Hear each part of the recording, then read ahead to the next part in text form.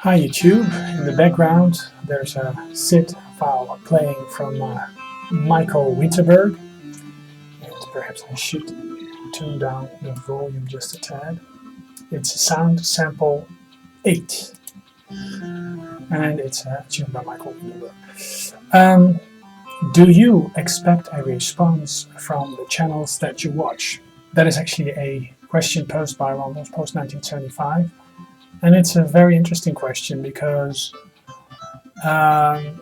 it's tough to answer. Do I expect a response from channels that I watch? Well, there's big channels like Happy Gamer, Happy Console Gamer, Gamester81, Angry Video Game Nerd. You know, these are huge channels, and I expect them to have a ton of messages in their inbox, so I don't necessarily expect a response from them, even if I've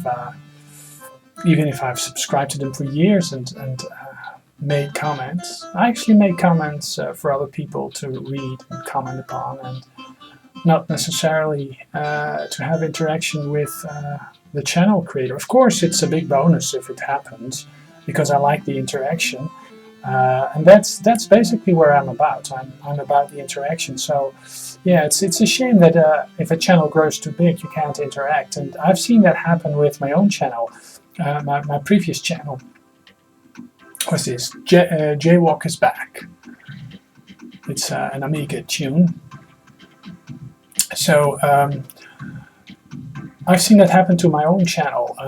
My old channel, I had 2,000 subscribers, and then you get a lot of personal messages, a lot of responses to your videos, and yeah, that can be somewhat of a hassle, somewhat of a huge task to respond to all. So I totally understand why people focus on their friends mostly, and I think that is what Happy Console Gamer and all his friends are actually doing. They're focusing on each other, just like the other YouTube cliques. We all have our own specific cliques of friends that we most interact with within the huge YouTube community, and that's fine, And yeah, I mean, you see a lot of people. Rude. This is the song Rude.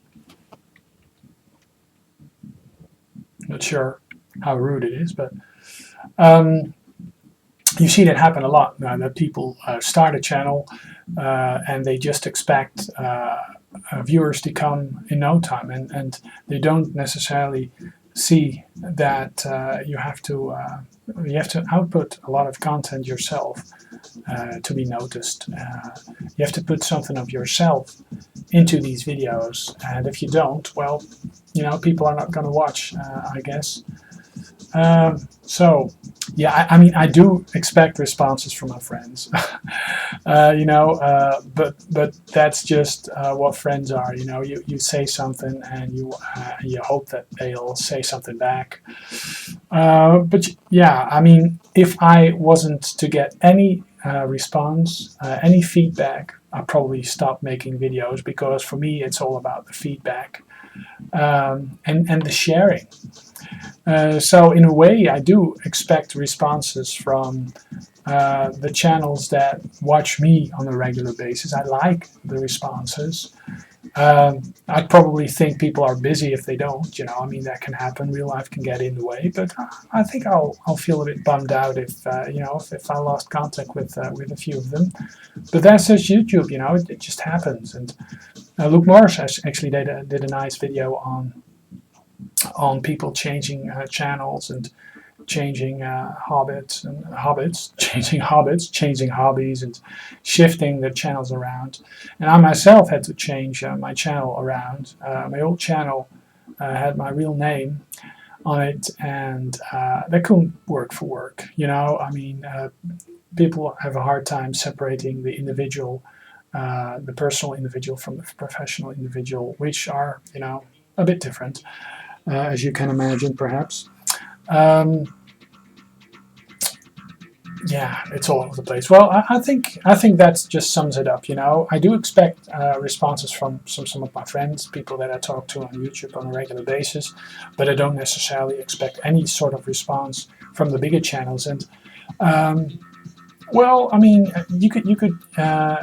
I mean, of course, I do interact. If I see a thing that is nice, I often leave a response. But on the big channels, yeah, not always leave responses to the videos. I mean, there are so many, but sometimes some other people can pick up on them. So yeah, it's like a sliding scale.